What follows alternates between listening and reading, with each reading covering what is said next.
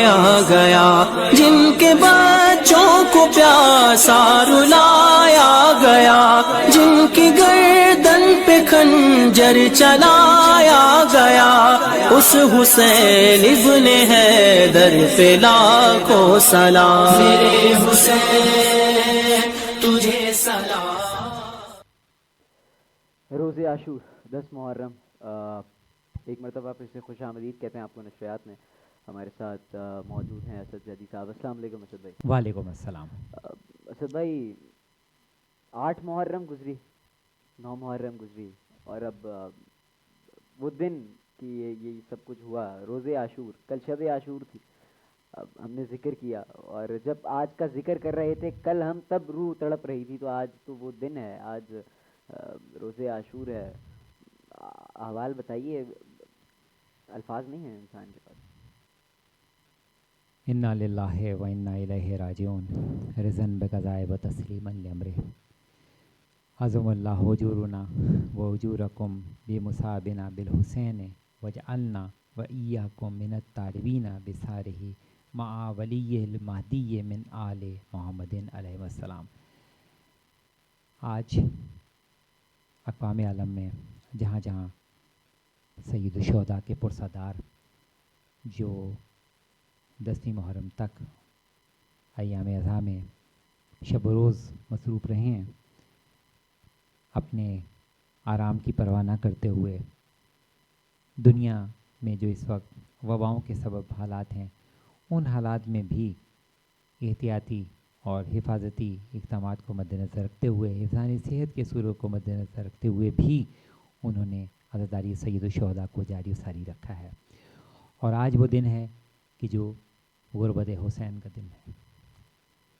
کل کی شب مقتل حسین میں میدان کربلا میں خانواد رسول کے چشم و چراغ سب موجود تھے، قمر بنی ہاشم موجود تھے، ساری ہستیاں موجود تھیں، مگر آج جو روز عاشور آیا ہے، جب یہ ڈھلے گا اور آنے والی شب شام غریب آئے گی، تو کتنے ہی ماہ انور ہیں جو جام شہادت نوش کر چکے ہوں گے۔ اور آج کے اس پروگرام میں، چونکہ میں نے پروگرام کی اس ابتدا میں ہی آپ کے سوال کے جواب میں امام محمد باقر علیہ السلام کے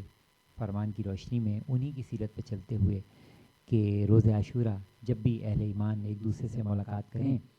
تو جن جملوں کے ساتھ ایک دوسرے سے ملیں، وہی جملے میں نے آپ کے سامنے عربی عبارت کی شکل میں پیش کی ہیں، جس کا ترجمہ ہے کہ اللہ زیادہ کرے ہمارے اجر و ثواب کو اس پر کہ جو کچھ امام حسین علی مقام کی سوگواری میں کرتے ہیں، اور ہمیں اور تمہیں امام حسین علی مقام کے خون کا بدلہ لینے والوں میں قرار دے، اپنے ولی امام مہدی علیہ السلام کے ہم رکاب ہو کر جو کہ آل محمد میں سے ہیں۔ یہ آج کے دن تعزیت کا انداز ہے جو کہ ہر پرسادار ایک دوسرے کو پیش کر رہا ہے۔ آج کے دن ایک آغاز روز سے لے کر دن ڈھلنے تک، اور اس کے بعد شام غریباں تو مسلسل ایک ایسے غم کی کیفیت ہے کہ جب ہم ان ایام کی یادگار اپنے دل اور قلوب و اذہان میں تازہ کر رہے ہیں،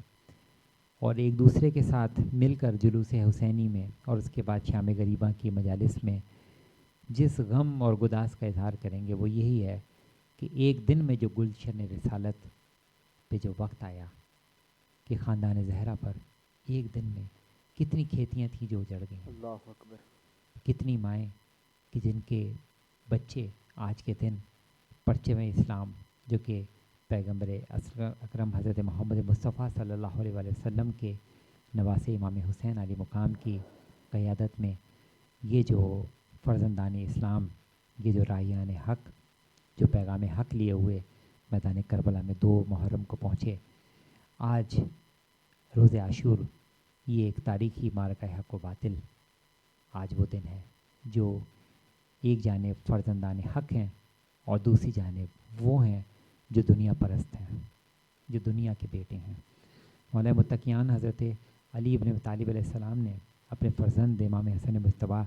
علیہ السلام کو جو وصیت کی تھی، وہ وصیت یہی تھی کہ کہ آخرت کے فرزند بنو نہ کہ دنیا کے.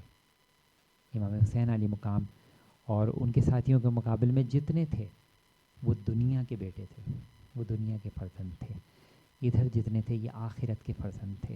یہ آخرت کی تمنا لے کر آئے ہوئے تھے. ان کی منزل آخرت تھی. دنیاوی حسود, دنیاوی مال و متال, اس سے ان کی کوئی دور دور تک کوئی غرض نہ تھی. جبکہ دوسری جانب مال و دولت کی چمک دمک, اقتدار, حکومت کی چمک دمک, اقتدار کا روب و دبدبہ, اور اس روب و دبدبے کی بنیاد پر عوام الناس پر خوف و ہراس, عوام پر اس قدر خوف و ہراس کہ لوگوں کو سید الشہداء کی مدد سے بھی روک دیا گیا. کتنے ہی ایسے تھے جو امام حسین علیہ مقام کی نصرت کرنے چاہتے تھے اور اس کے لیے آمادہ تھے, مگر ان کو راہوں میں یا تو قتل کر دیا گیا یا ان کو زندانوں میں ڈال کر اسیر کر دیا گیا کہ وہ امام کی نصرت کے لیے پہنچ بھی نہ پائیں. یہاں تک کہ سرزمین کوفہ پر مسلم کے ساتھ ایک وقت میں 18,000 افراد امام کی نصرت کے لیے آمادہ, مگر ایک وہ وقت کے تنہا مسلم. اور یہ سلسلہ بڑھتے بڑھتے وہاں پر آ گیا کہ سید الشہداء صرف اپنے 72 اپنے ساتھیوں کے ساتھ میدان کربلا میں ہیں, اور مقابل میں 9 لاکھ فوج اشقیہ جو ایک سے بڑھ کر ایک دنیا پرست, جو دنیا پرستی میں ایک سے بڑھ کر ایک پست ترین درجے پر نظر آتا ہے. اور یہ دنیا پرستی تو ہے کہ جو پہلی بنیاد ہے امام حسین علی مقام کا راستہ روکنے کی. سید الشہداء کو 3 دن کے پیاس کے ساتھ گھیرنا اور چھوٹے چھوٹے بچوں پر پانی بند کرنا, یہ دنیا پرستی ہے. اور یہی دنیا پرستی ہے جو کربلا والوں کا ہم کو درس بھی ہے کہ اسی دنیا پرستی سے ہمیں گریز کرنا ہے. میں مسلسل ماہ محرم کی ٹرانسمیشن میں اس بات کی تکرار کر رہا ہوں, کربلا کی مصائب بیان کرتے ہوئے اور تذکرہ کربلا بیان کرتے وقت, کہ دنیا پرستی سے بچو. دنیا پرستی اس قدر ضرر رساں چیز ہے, یہ اس قدر مضر چیز ہے, یہ اس قدر تیزی سے انسان کی بدن اور روح میں صلاحیت کر جاتی ہے کہ یہ انسان کو حق والوں کے مقابل لے آتی ہے. اور انسان اس بات کو ہی فراموش کر دیتا ہے کہ فرزند رسول, فرزند زہرا, نواس رسول, اور اسی کے مقابلے میں 9 لاکھ آمادہ ہیں کہ ان کے خون کے در پہ ہیں. یہ دنیا پرستی پست ترین درجہ ہے. تو امام حسین علی مقام آج چونکہ روز عاشورہ ہے, روز عاشورہ کی سب سے بڑی جو دن کے آغاز کی مناسبت سے خصوصیت ہے وہ اذان علی اکبر ہے. بڑی تعداد میں مائیں, بہنیں, بیٹیاں اس پروگرام کو دیکھ رہی ہیں. وہ بھی دیکھ رہے ہیں جو جوان بیٹوں کے والدین ہیں, جن کی جوان اولادیں ہیں, وہ بھی دیکھ رہے ہیں جن کی یہ تمنا ہے کہ خدا ان کو اولاد عطا کرے. اور وہ سب آج کے دن علی اکبر کا ذکر سنتے ہیں. آج کے دن شبیہ رسول, شبیہ پیغمبر کا, امام حسین علی مقام کے حکم پر گلدستہ اذان پر اذان دینا, اور اس اذان کا سن کر میدان کربلا میں جو تغیر برپا ہونا, جو کوہرام برپا ہونا ہے, یہاں تک کہ فوج اشقیہ تک اشکبار ہو جانا, امام حسین علی مقام کا علی اکبر کو میدان کربلا میں اذان کے لیے معمور کرنا, امام حسین علی مقام کی اس الہی حکمت کے پیش نظر تھا کہ امام حسین علی مقام دنیا کو دکھانا چاہتے ہیں کہ دیکھو یہ وہ ہیں جو کہ داعی حق ہیں, یہ حق کی طرف بلانے والے ہیں, یہ اللہ کی راستے کی طرف بلا رہے ہیں. یہ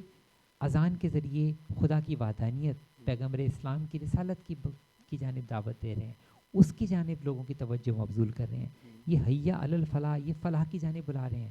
یہ خیر العمل کی جانب دعوت دے رہے ہیں. اور یہی تو ہیں جو خیر العمل کی جانب لے کر چلنے والے ہیں. مگر مقابل میں وہی ہیں جو اسی اذان کو سن کر, اب یہ پھر دنیا پرستی کی ایک اور نہج ہے, یہ ایک اور دنیا پرستی کی منزل ہے, دنیا پرستی کی ایک اور پستی کی منزل ہے کہ شبیہ رسول, شبیہ پیغمبر, جس کو دیکھ کر لوگ رسول کی یاد تازہ کریں, اس کی آواز میں اذان سن کر پھر بھی لشکر کشی, حملے کا آغاز, ایک کے بعد ایک حملہ, تابڑ توڑ حملے. یہ کیا ہے؟ یہ دنیا پرستی ہے. یہ دنیا پرستی کا پست ترین درجہ ہے کہ اس ہستی کو دیکھ رہے ہیں جو کہ رسول کی شبیہ ہے, اس کی آواز میں اذان جو کہ داعی حق ہے, جو کہ اللہ کی جانب دعوت دینا ہے, اس کے بعد باطل کے جتنے بھی نمائندے وہاں پر موجود تھے انہوں نے حملوں کا آغاز کیا، مگر امام حسین علی مقام نے جو اسلوب وہاں پہ دیا ہے، حملہ فوج اشکیہ کی جانب سے ہوا، امام حسین علی مقام نے اور ان کے ساتھیوں نے دفاع کیا، جو کہ عین دین اسلام ہے۔ امام حسین علی مقام کے اصحاب کا میدان کربلا میں جانا، شہید ہونا، میں آج چونکہ یہ پروگرام ظاہر ہے دنیا بھر میں سوشل میڈیا کے ذریعے جا رہا ہے، ٹرانسمیشن دیکھی جا رہی ہے، اور ہم تو بات ہی تمام انسانوں کی کرتے ہیں، انسانیت کی بات کرتے ہیں۔ امام حسین علی مقام کا انسانیت پر احسان ہے، تو میں اور اسلام چونکہ رنگ و نسل سے بالاتر ہے، اسلام رنگ و نسل کے امتیاز پر یقین ہی نہیں رکھتا، تو آج جب روز عاشور کا موقع ہے تو میں کیوں نہ آپ کے سامنے اور اپنے جتنے بھی سننے والے ہیں میں ان کو حضرت جون کے حوالے سے احوال سناؤں کہ وہ حضرت جون کہ جو کہ صحابی رسول جناب حضرت ابو ذر غفاری کے غلام تھے، ان کا رنگ سیاہ تھا، اور مدینہ سے وہ امام حسین علی مقام کے ہمراہ کربلا آئے تھے اس لیے کہ امام کی نصرت کریں۔ جب یوم عاشور انہوں نے امام کے ہر ساتھی، امام کے ہر ناصر کی طرح انہوں نے بھی امام سے یہ اجازت چاہی کہ میں بھی چاہتا ہوں کہ میں بھی آپ کا ساتھ دوں، میں بھی چاہتا ہوں آپ کی نصرت کا فریضہ انجام دوں، تو اس وقت امام نے جملہ ارشاد فرمایا، کمال جملہ امام نے ارشاد فرمایا، امام فرماتے ہیں کہ تم اس امید کے ساتھ میرے ساتھ آئے تھے کہ عافیت اور آسائش کا سامان ہوگا اور اس راستے میں کوئی پریشانی نہیں آئے گی، اب میں تمہیں اجازت دیتا ہوں کہ تم یہاں سے چلے جاؤ۔ امام اس کے لیے راہ نجات کھول رہے ہیں۔ جب جناب جون نے امام کی یہ گفتگو سنی، امام کا یہ کلام سنا، تو اپنے آپ کو امام کے قدموں پہ گرا لیا، امام کے قدموں کو بوسے لیے اور کہتے ہیں کہ اے میرے آقا، میں امن اور خوشحالی کے دور میں آپ کے ہمراہ رہا اور اب مصائب کے زمانے میں آپ کو دشمنوں کے حوالے کر کے چلا جاؤں، کیسے چلا جاؤں؟ مولا یہ مجھے گوارا نہیں ہے۔ پھر حضرت جون نے تاریخی جملہ کہا ہے اپنے رنگ کی بنیاد پر، انہوں نے کہا کہ اے میرے آقا، میرا جسم بدبودار ہے، میرا خاندان غیر معروف اور عام سا ہے اور میرا رنگ سیاہ ہے، آپ مجھ پر احسان کریں تاکہ بہشت کے ذریعے میرا بدن خوشبودار ہو، میرا خانوادہ بزرگوار ہو اور میرا رنگ سفید ہو جائے۔ سبحان اللہ۔ نہیں، خدا کی قسم میں ہرگز آپ سے جدا نہیں ہوں گا، اور جب تک میرا سیاہ خون آپ کے مقدس خون کے ساتھ مل نہیں جائے گا میں آمادہ نہیں ہوں گا۔ جون کے اس جملے نے کتنا بڑا رول ماڈل دنیا کو دے رہا ہے کہ اسلام جو کہ دنیا کو رنگ و نسل سے بالاتر ہو کے بات کرتا ہے، جون کہہ رہے ہیں کہ میرا بدن خوشبودار ہو جائے، میں آپ کا ساتھ دوں، میرا جو سیاہ رنگ ہے میرا رنگ سفید ہو جائے، اگر میں آپ کی نصرت کر کے میرا خون آپ کے خون کے ساتھ گلزاں ہو جائے کربلا کی زمین پر، مولا مجھے اس کی سعادت دیجیے، مجھے اس سعادت سے محروم نہ رکھیے۔ امام نے اس کے لیے ایک عافیت کا دروازہ کھولا تھا، لیکن اس نے اپنے لیے جو راہ نجات منتخب کی، اس نے جو اپنے لیے راہ ہدایت خدا کی توفیق سے جو اس کو حاصل ہوئی، وہ یہی ہدایت تھی کہ امام کی نصرت کرے گا وہ۔ اچھا اسد بھائی، یہاں میں اس کو تھوڑا سا آگے لے کے چلوں گا ہاں ضرور، کیونکہ بہت کم جناب جون کا تذکرہ زیادہ بیان کیا جاتا ہے، اور میں آج کے دن چاہوں گا ہاں کہ میں مفصل جناب جون کا تذکرہ پیش کروں۔ ضرور، کربلا کے ہر شہید کا ذکر ہوتا ہے، مگر آج یہ توفیق محمد و آل محمد ہے، توفیق امام زمان علیہ السلام ہے کہ جنہوں نے دل میں نہیں معلوم کیوں جناب جون کے حوالے سے تذکرے کے لیے ایک دل میں کیفیت منتقل کی ہے کہ میں اپنے بچوں اور جوانوں کو جناب جون کے حوالے سے بتاؤں، اور یہ جملے جو کہ تاریخ کربلا کا حصہ ہیں کہ جب جناب جون نے امام حسین علیہ السلام کو الوداع کیا ہے، میدان کارزار میں آئے ہیں، تو جناب جون نے اس طرح سے شجاعت دکھائی ہے کہ انہوں نے دشمن کے 25 ساتھیوں کو، 25 فوج اشکیا کو انہوں نے داخل فی النار کیا، اور یہاں تک کہ درجہ شہادت پر وہ پہنچتے ہیں۔ اب اس وقت جب امام حسین جناب جون کے لاشے پر آتے ہیں، دیکھیے ایک وہ کلام تھا جو کہ جون نے کیا تھا کہ اے میرے مولا، میں چاہتا ہوں کہ میرا جو سیاہ بدن ہے، سیاہ رنگت ہے، وہ سفید ہو جائے آپ کی نصرت میں شہید ہو کر۔ دوسری طرف جب امام اس کے لاشے پر پہنچتے ہیں تو اب امام کیا کلام کرتے ہیں؟ امام اس موقع پر یہ دعا کرتے ہیں، امام کی تاریخی دعا ہے جون کے لیے، خداوندہ اس کے چہرے کو منور فرما، اس کے بدن کو معطر فرما، اس کے بدن کو خوشبودار فرما، اسے قیامت کے دن اپنے نبی حضرت محمد مصطفیٰ صلی اللہ علیہ وآلہ وسلم کے ساتھ معشور فرما، اس کے اور آل محمد کے درمیان آشنائی قرار دے اور ان کے درمیان جدائی نہ ڈال، یعنی ان کو آل محمد کے ساتھ رکھ، اس کو جون کو آل محمد کے ساتھ ہی رکھ، ان کے ساتھ اس کی کوئی جدائی نہ رکھنا۔ اور امام کی یہ دعا قبول ہوئی کہ تاریخ کربلا شاہد ہے کہ جب بھی کوئی جناب جون کے لاشے کے پاس سے گزرتا تھا تو اس کو ایک خوشبو محسوس ہوتی تھی، وہ جناب حر کے لاشے سے کوئی ایک معطر محسوس کرتا تھا، معطر ان کے لاشے کو پاتا تھا۔ یہ ہے درجہ جو کہ جناب جون نے امام حسین علی مقام کی معرفت کے سبب حاصل کیا، اور یہی آج ہمارے لیے درس ہدایت ہے ایسے ہے کہ ہم کسی قوم و نسل سے تعلق رکھتے ہیں، ہم کسی بھی مسلک سے تعلق رکھتے ہیں، معرفت امام وقت یہ ہمارے لیے بہت بڑا احساس ہے، اور یہ انسان کو آخرت میں بہت بڑی منزل پر لے کے جائے گی انشاءاللہ۔ اچھا اسد بھائی واپس آئیں گے اسی مقام پہ، ظاہر ہے روز عاشور ذکر ہوگا سب سے پہلی شہادت کا، حضرت علی اکبر کی شہادت کا، حضرت علی اصغر کی شہادت کا سارا معاملہ، شام غریباں، بعد شام غریباں، یزید کے درمیان، لیکن تھوڑی دیر کے لیے ذرا آگے جاتے ہیں۔ شام غریباں، بعد شام غریباں، عبید اللہ ابن زیاد تک پہنچایا گیا، دربار میں حاضری ہوئی، سب کچھ ہوا، یزید نے بلا لیا ہے اپنے دربار میں، اب قافلہ یزید کے دربار میں جا رہا ہے، یزید کے دربار میں داخل ہوتے ہیں۔ جب یہ سارا یہ قیدی بنا کر جب لے کر آ رہے ہوتے ہیں، یزیدی فوج جب لے کر آ رہی ہوتی، سر نیزوں پہ ہوتے ہیں اس وقت، تو یہ ہے کہ جب یزید کے دربار میں آمنا سامنا ہوتا ہے بیویوں کا، یزید سامنے ہے، یزید شراب کا گلاس ہاتھ میں اس کے، اگر آج کی زبان میں کہوں تو، اور شطرنج کھیلی جا رہی ہے، بیوی سامنے کھڑی ہیں، یہ وہ ماحول ہے، اور یزید پہلا الفاظ ادا کرتا ہے کہ اگر آج میرے جنگ بدر والے بزرگ زندہ ہوتے تو بڑے خوش ہوتے۔ یہ کیا معجزہ ہے، جنگ بدر کا بدلہ لیا جا رہا ہے، لیکن وہ تو کہہ رہا تھا کہ بیعت کریں امام حسین میرے ہاتھ پہ۔ یہ کانسیپٹ ذرا کلیئر کیجیے گا جی۔ دیکھیے امام حسین علی مقام سے جو مطالبہ بیعت تھا وہ اسی لیے تھا کیونکہ فوج اشکیا اور جتنے بھی یہ باطل پرست تھے، جتنے بھی یہ باطل پروردہ تھے، یہ سب اس حقیقت سے آشنا تھے اور تاریخ میں بھی ان جملوں کو دیکھ چکے تھے، محفوظ کر چکے تھے کہ پیغمبر اسلام حضرت محمد مصطفیٰ صلی اللہ علیہ وسلم نے جس طرح سے علی مرزا کا ہاتھ بلند کر کے والا کائنات کی ولایت کا اعلان کیا تھا، مگر انسان کی سرشت میں جو سرکشی ہے وہ ہر دور میں اپنے اپنے مزاج، اپنے اپنے انداز میں اس کا مزاج دیکھا جاتا رہا ہے۔ انبیاء و مرسلین کو جتنی بھی اظہار رسانیاں پہنچائی گئیں، جتنے بھی ان کو آثار پہنچائے گئے ان کے بھی ایک تسلسل تاریخ انسانی کا حصہ ہے، تاریخ انبیاء کا حصہ ہے۔ اسی طریقے سے مولا متقیان حضرت علی بن طالب علیہ السلام نے جو بدر و حنین میں جو شجاعت کے جوہر دکھائے، اور اس کے بعد انہوں نے جس طرح سے پرچم اسلام کو سر بلند کیا، تو میدان کربلا میں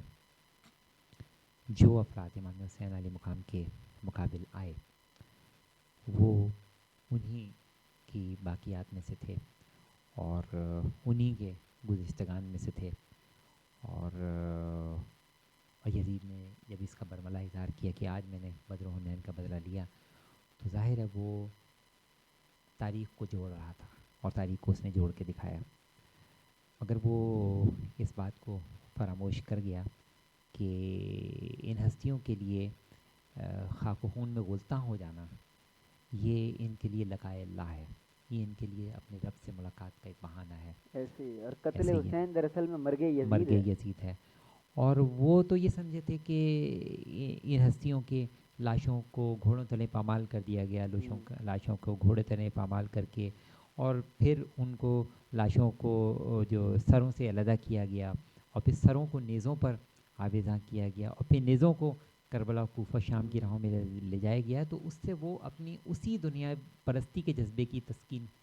میں مصروف تھے۔ میدان کربلا سے لے کر کربلا کوفہ شام تک ایک عنوان چل رہا ہے، دنیا پرستی، اور وہ جو دنیا کی گمراہی، دنیا کی ضلالت ہے، وہی وہاں تک اس نہج تک پہنچ رہی ہے کہ اب یہ عالم ہے کہ امام حسین علیہ مقام کی اگر ایک نشانی باقی رہ گئی ہے، امام زین العابدین علیہ السلام، تو ان کو بھی پابند سلاسل، ان کو بھی اسیر کر کے، اور اس کے بعد بیویوں کو بے کجابہ اونٹوں پہ لے جا کر کوفہ شام کی راہوں میں، اور اس کے بعد پھر دربار میں. لیکن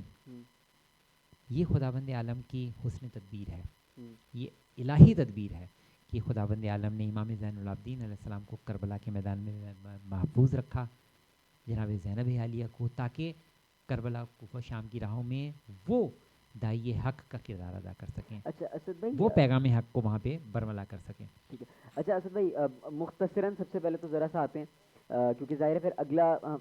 سیگمنٹ بھی آخری ہوگا، اور اس سیگمنٹ میں انشاءاللہ شام غریباں اور بعد شام غریباں کے حوالے سے ذکر کریں گے.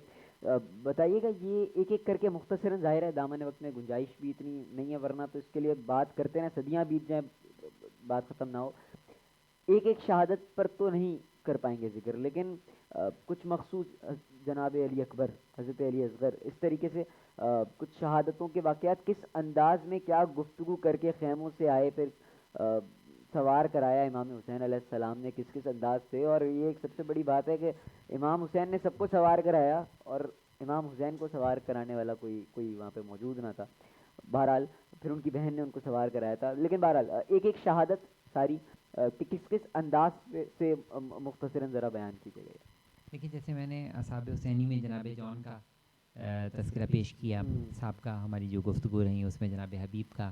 ہم نے تذکرہ پیش کیا، اسی طریقے سے امام حسین علی مقام کے جب ہم اقربا کی بات کرتے ہیں. اچھا بات کاٹوں گا آپ کی. سب سے پہلے اصحاب قربان ہونا شروع ہوئے تھے، شہید ہوئے. سب سے پہلے میرے خیال سے حضرت حر آئے تھے، ایسی تھا میدان جنگ. امام حسین کے اقربا میں امام حسین علی مقام کے اقربا کی شہادت کے حوالے سے علی اکبر کی شہادت کے حوالے سے ہم بات کرتے چلیں. پھر کچھ حضرت علی اصغر کے حوالے سے احوال مولا عباس علمدار علیہ السلام کا. حضرت علی اکبر کا میدان کربلا میں روانہ ہونا، اور جس طرح سے سواری کے دوش پر شہزادہ علی اکبر جب روانہ ہوئے ہیں،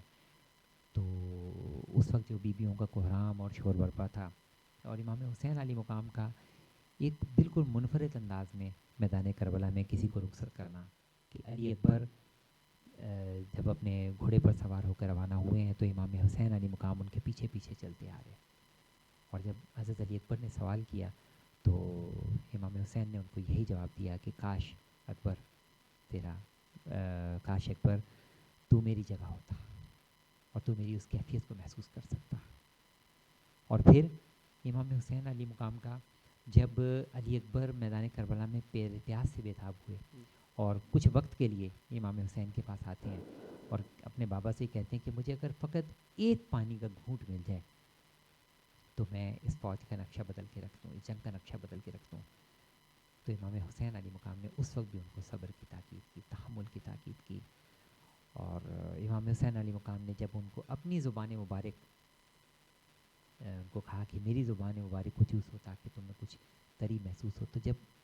حضرت علی اکبر نے امام حسین علی مقام کی زبان کو اس قدر حرارت محسوس کی تو جناب علی اکبر تڑپ کر رہ جاتے ہیں. باپ اور بیٹے کی یہ محبت. اور پھر امام حسین علی مقام کا علی اکبر کے لاشے پر کونیوں کے بل آنا، یہ امام حسین علی مقام کے کمال صبر کی وہ منزل ہے کہ رہتی دنیا تک اس کی کوئی مثال تاریخی انسانیت پیش کرنے سے قاصر ہے. کہ وہ بیٹا جس کو امام حسین علی مقام فرماتے ہیں کہ علی اکبر کی محبت مجھے جینے نہیں دیتی، اور اس علی اکبر کے لیے امام حسین علی مقام اس کے لاشے پر چھوٹے چھوٹے بچوں کے ذریعے علی اکبر کا لاشا اٹھوائیں. امام کی کہاں تو امام کی ہمت کا یہ عالم، امام کی جرت کا یہ عالم تھا کہ ہر لاشے کو امام ایسے اٹھا کے لاتے تھے ایک والہانہ انداز میں. اور کہاں یہ عالم ہے کہ امام چھوٹے چھوٹے بچوں کی مدد سے علی اکبر کے لاشے کو اس طرح سے بلند کریں کہ اکبر کو کہتے ہیں کہ اپنا ہاتھ میری باہوں میں ڈال دو. اس طرح سے علی اکبر کے لاشا، اکبر کا جنازہ کس طرح سے بلند ہو رہا ہے. اور پھر کونیوں کے بل گھسٹ کر علی اکبر کے لاشے پر جانا، اور پھر خیمہ گاہ تک علی اکبر کے لاشے کا آنا. اور جس طرح سے جناب ام لیلہ کے سامنے، جناب زینب کبریٰ کے سامنے علی اکبر کے سینہ جو کہ جس میں وہ برچی کا پھل جو اس کے اندر اس طرح سے پیوست ہو گیا تھا کہ اندر سے جا کر وہ ٹوٹ گیا تھا. جب اس مقام کو، اس منظر کو علی اکبر کے جناب ام لیلہ کا دیکھنا، جناب زینب کا دیکھنا، اور بیویوں کا اس وقت کوحرام اور شیون برپا کرنا، میں سمجھتا ہوں کہ انسان ایک لمحے کے لیے آج کے روز اگر علی اکبر اور امام حسین علی مقام کی محبت ہی کو ذہن میں رکھ لے، اور آج ہر باپ اپنے بیٹے کو دیکھے اور ہر بیٹا اپنے باپ کو علی اکبر کی نگاہوں سے دیکھنے کی کوشش کرے، تو میں سمجھتا ہوں کہ آج جو ہمارے معاشرے میں جو ہم یہ کیفیات دیکھ رہے ہیں کہ نوجوان جس طرح سے اپنے والدین اور بزرگوں کی بے توقیری کرتے ہیں، میں سمجھتا ہوں کہ اگر وہ ایک لمحے کے لیے اپنے آپ کو روح علی اکبر سے کچھ دیر کے لیے توسل کر لیں، کچھ دیر کے لیے منسلک کر لیں، تو میں سمجھتا ہوں کہ وہ اپنے بزرگوں کے ہاتھ چومیں. اور جناب علی اکبر کا جو مقتل میں روانہ ہونا ہے کہ جناب زینب جنہوں نے جناب علی اکبر کی پرورش کی، ان کا جناب علی اکبر کو رخصت کرنا اور تیار کر کے رخصت کرنا، اور پھر علی اکبر کا میدان کربلا میں جام شہادت نوش کرنا، بات یہیں تک نہیں رہتی ہے. سرکار باوفا کی شہادت، جن کا ہم نے کل بھی احوال بیان کیا کہ ان کا زین سے زمین پر آنا، سرکار باوفا کی وہ مصیبت جس کا بیان کرنے کا جناب فاطمہ زہرا کی تاکید ہے کہ ذاکر حسین اس مصائب کو ضرور بیان کرے کہ میرے بیٹے کا زین سے زمین پر بغیر بازوؤں کے آنا، کہ سر پر گرز لگا ہو. مگر حضرت ابو الفضل العباس علمدار علیہ السلام نے رہتی دنیا تک جو اطاعت امام کے چراغ روشن کیا، وہ آج بھی ہمیں ہر دور میں ہر انسان جو کسی بھی وقت اپنے آپ کو وقت کے امام سے کنیکٹ کرنا چاہے تو وہ بس روح ابو الفضل العباس علمدار علیہ السلام سے اپنے آپ کو جوڑنا شروع کر دے. وہ صرف اپنے آپ کو یہ دیکھنا شروع کر دے کہ ابو الفضل العباس علمدار علیہ السلام نے اپنی زندگی کو امام حسین کی اطاعت میں عمر کے کس حصے میں کس طرح سے گزارا. آپ کو پوری اطاعت امام ایک گلوسری کی شکل میں سمجھ میں آتی رہے گی، پوری اطاعت امام آپ کو ایک ڈاکومنٹری کی شکل میں سمجھ میں آتی رہے گی. اور پھر جناب علی اصغر کہ کربلا کے ہر شہید کی لاش اور علی اکبر کی لاشیں کا ایک جدا گانا انداز، کہ امام حسین علی مقام کا استغاثہ بلند کرنا، علی اکبر کا لاشے کو جھولے سے گرانا، لاشیں اپنے آپ کو جھولے سے گرانا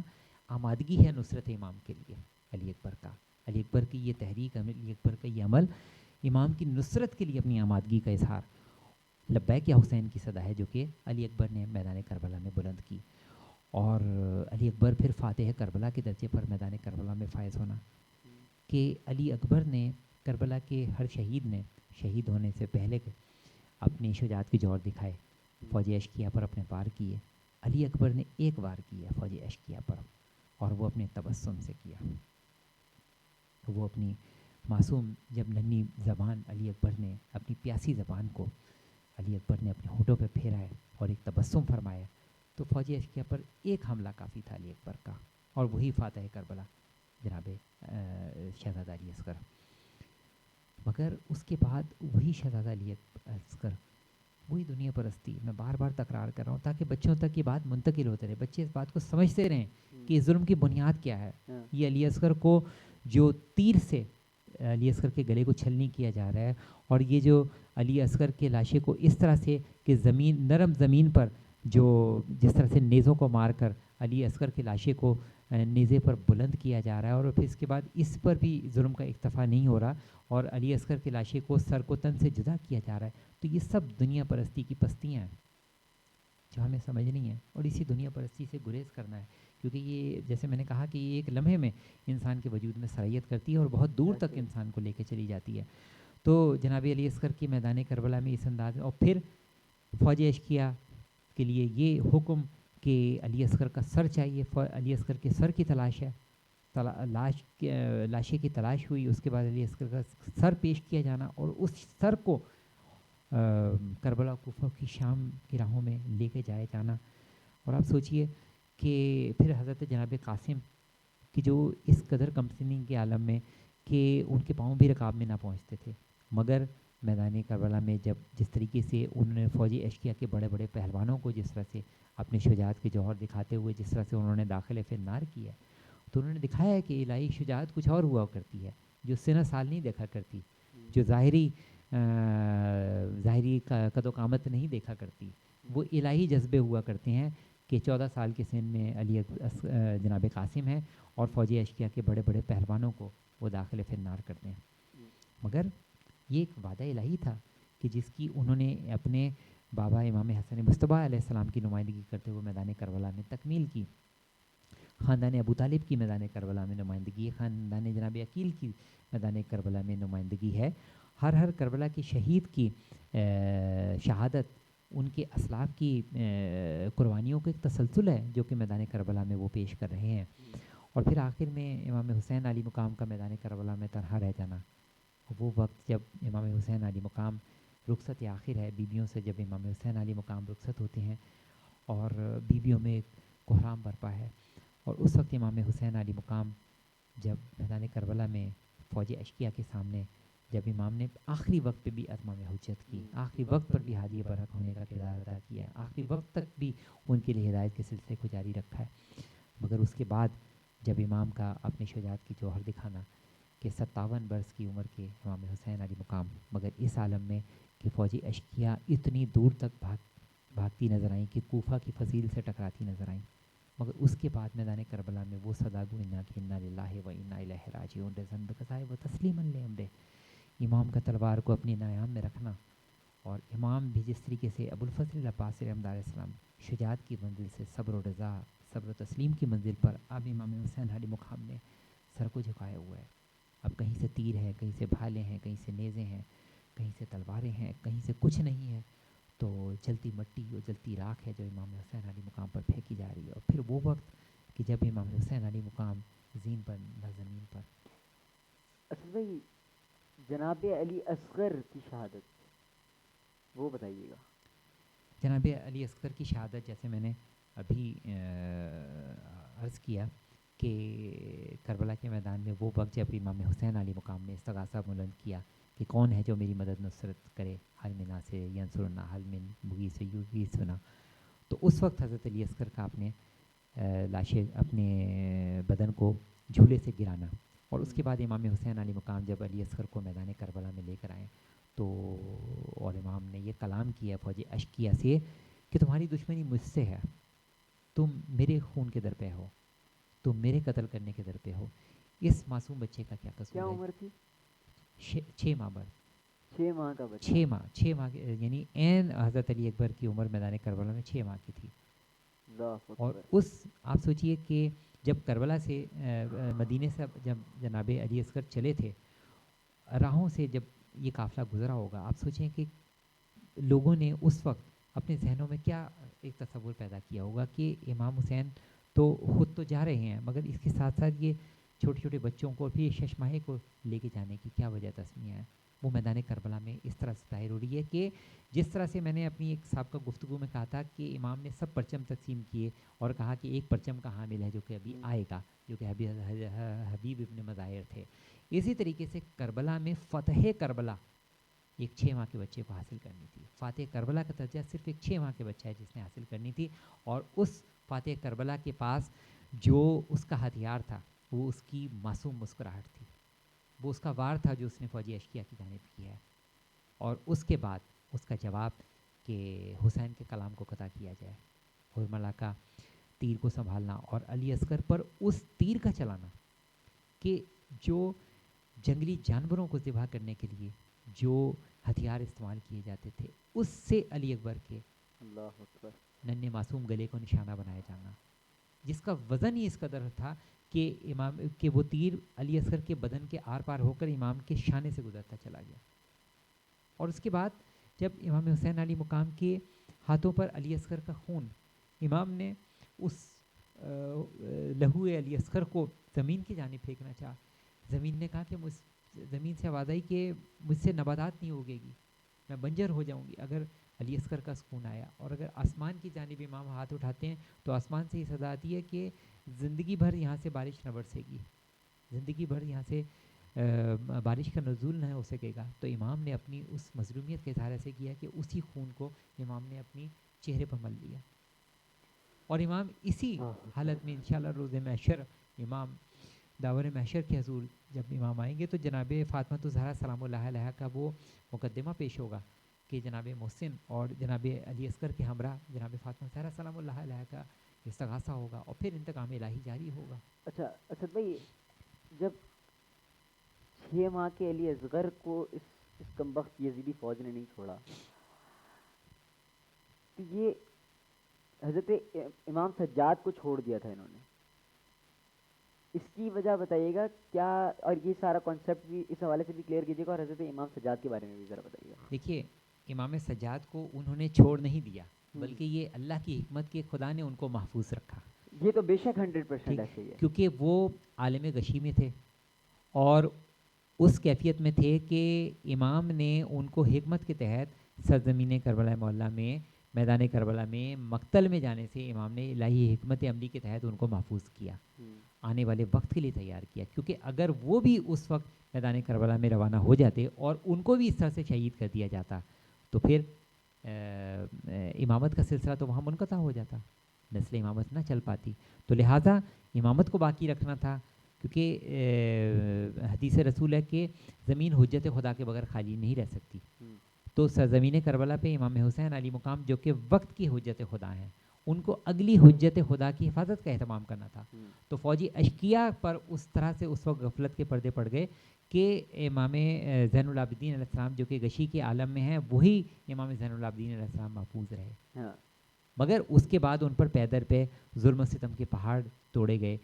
کہ وہ امام زین العابدین علیہ السلام جو کہ صاحب غیرت شخصیت، صاحب شجاعت شخصیت، انہی کو بیویوں کے ساتھ جس طرح سے لے جایا گیا اور بے کجاوا اونٹوں پر بیویوں کو لے جایا گیا، تو ان کی صبر و تحمل کی آزمائشیں تھیں جس میں ان کو جا بجا ان کو مبتلا کیا گیا. مگر ہر امام کا امتحان الہی، ہر امام کی آزمائش کا ایک میدان، ایک جدا گانا ہے. اگر امام حسن مجتبیٰ علیہ السلام کے دور کے لوازمات کچھ اور ہیں کہ جس طرح سے انہوں نے راہ حق میں اپنا مارکہ حق و باطل میں انہوں نے اپنے فریضے کو انجام دینا ہے، امام حسین کا انداز اور منزل منفرد ہے. اسی طریقے سے امام زین العابدین علیہ السلام کے لیے منزل کربلا و کوفہ و شام کی راہیں تھیں. لہٰذا اس وقت الہی حکمت عملی کے تحت امام زین العابدین علیہ السلام محفوظ و مامون رہے اور اگلی قربانیوں کے لیے وہ آمادہ و تیار ہوئے اور اگلی قربانیوں کی راہوں پہ وہ روانہ. اچھا اصل میں بعد شام غریمہ جب جناب زینب کبریٰ کو یزید کے، اچھا بولتے ہوئے بھی پتہ ہے الفاظ تھر تھراتے ہیں آپ کی زبان کام جاتی ہے کہ جناب زینب کبریٰ کو یزید کے سامنے لایا گیا. یہ بول تو میں نے دیا، لوگوں نے سن لیا، لیکن یہ بڑا اپنے اندر ایک میں سمجھتا ہوں کہ یہ ایک جملہ ہی کافی ہے اور اس سے آگے میں گفتگو کو لے کے چلوں گا، کیونکہ ذہن انسانی بہت سے مصائب ایسے ہیں جن کو برداشت کرنے سے قاصر ہے. ایسے ہی ہے اور فقط اتنا ہی جملہ کافی ہے کہ شام غریباں کا ماحول، شام غریباں کا ماحول اور اس عالم میں جب کہ گلشن رسالت ایک دن میں بھرا پورا گھر جس طرح سے اجڑ گیا، تو اب وہ عالم ہے کہ علی کی بیٹی دختر علی ثانیہ زہرا جناب حضرت زینب کبریٰ جناب زینب بنت علی، اب ان کا اور سید سجاد کا فریضہ کہ امام زین العابدین علیہ السلام نے اور جناب زینب کبریٰ نے شب شام غریباں جس طرح سے بچوں کی اور مستورات کی جس طرح سے انہوں نے حفاظت کا فریضہ انجام دیا پوری شب، اور پھر ان کو تسلی اور دلاسا بھی دیا ہے، اور پوری شب اس کیفیت میں گزری ہے کہ علی کی بیٹیاں خاندان رسالت کی یہ مخدرات عصمت جس طرح سے اپنے اپنے ایک ایک شہید کی لاشیں کو دیکھنے کی کو ترس رہی تھیں آج کی شب شام غریباں. اور پھر پانی کہیں سے بھی آیا ہو وہ اپنے مقام پر، مگر جب پانی کا لائے جانا اور پھر اس کے بعد اسی پانی کو انہی ہستیوں کے سامنے جس طرح سے زمین پر بہایا جانا، ظلم و بربریت کی مسلسل ایک تسلسل تھا جو کہ شام غریباں میں جاری و ساری ہے. مگر اس عالم میں بھی شام غریباں کے بن میں جناب سکینہ سلام اللہ علیہ ان کا پیغام درس، اب اگر سید الشہداء شہید ہو گئے ہیں، اگر سید الشہداء درجہ شہادت پر فائز ہو گئے ہیں، اگر سرکار باوفا درجہ شہادت کی منزلوں کو پا چکے، تو اب شہزادی سکینہ سلام اللہ علیہا اب وہ پیغام ہدایت جاری کریں گی، اور ان کی جانب سے پیغام ہدایت کہ جب پانی آیا ہے تو جناب سکینہ کا خود پانی پینے سے پہلے مقتل کا رخ کرنا، اور جناب زینب عالیہ کے سوال پر کہ سکینہ آپ کہاں جاتی ہیں، تو اس وقت جناب سکینہ کا یہ جواب دینا کہ میرا بھائی پیاسا ہے، آپ ہی نے کہا کہ پہلے پانی چھوٹے بچوں کو دیا جاتا ہے، علی اصغر کا پانی پر مجھ سے زیادہ حق ہے۔ تو یہاں سے جناب سکینہ بھی ایک پیغام ہدایت دے رہی ہیں، اس پیغام کو ہماری نوجوان نسل سن رہی ہے، اور میں ہر پیغام شہادت کے ساتھ یہ میرا مزاج بھی ہے اور یہ توفیق محمد وال محمد بھی ہے کہ میں ہر مصائب کے ساتھ پیغام کو دینا ضروری سمجھتا ہوں اپنے بچوں کو، جوانوں کو، کہ جس طرح سے ہمارے گھروں میں ایک عدم برداشت ہے بڑے چھوٹے کی، جو عدم احترام ہے، ادب اور احترام ہے، جس طرح سے بہت کم ہوتا چلا جا رہا ہے، اور کتنی آسانی سے ایک چھوٹا بھائی بڑے بھائی کو جواب دے دیا کرتا ہے، چھوٹی بہن بڑی بہن کو جواب دے دیا کرتی ہے، اور یہ بات بہت معمولی سمجھی جاتی ہے، اور جس طرح سے ایک بعض اوقات کوئی بڑا بزرگ بعض اوقات اپنے سے چھوٹے کے جذبات کا بعض اوقات اس طرح سے احترام نہیں کرتا، جبکہ دین میں اس کا حکم ہے کہ بڑا چھوٹے کے جذبات کا احترام کرے، چھوٹا بڑے کے جذبات کا احترام کرے۔ تو آپ سوچیں کہ کربلا کے میدان میں صرف 4 سالہ سکینہ ہمیں درس دے رہی ہیں کہ مجھے علی اصغر کی پیاس کا زیادہ احساس ہے، جو مجھ سے بھی زیادہ پیاس ہے، وہ اپنی پیاس پہ اس کو ترجیح دے رہی ہیں۔ کتنا بڑا درس قربانی ہے جو کہ جناب سکینہ شام غریبہ کے بند سے دے رہی ہیں، اور یہ پیغام گھروں میں ہماری بہنوں کے لیے پیغام ہے، بیٹیوں کے لیے پیغام ہے کہ ایک دوسرے کے لیے اسپیس رکھیں، ایک دوسرے کے لیے اپنا ٹیمپرامنٹ ڈیولپ کریں، ایک دوسرے کے لیے ٹالرنس پیدا کریں، ایک دوسرے کی چھوٹی موٹی ناگوار بات کو برداشت کرنے کا صبر و تحمل پیدا کریں۔ ایسی ٹھیک ہے، ایک وقفہ لیتے ہیں جی، وقفے کے بعد انشاءاللہ آپ کی خدمت میں دوبارہ حاضر ہوتے ہیں۔ جن کو بیٹھے بٹھائے ستایا گیا، جن کے بچوں کو پیاسا رلایا گیا، جن کی گردن پہ خنجر چلایا گیا، اس حسین ابن حیدر پہ لاکھوں سلام۔